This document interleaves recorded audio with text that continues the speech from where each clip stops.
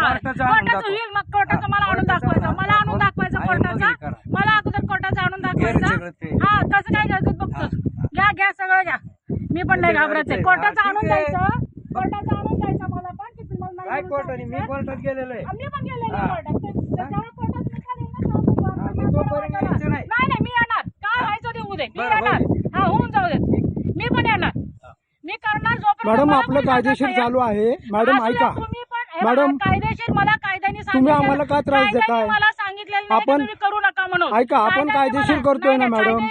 Madam आपण सुशिक्षित लोक आहोत.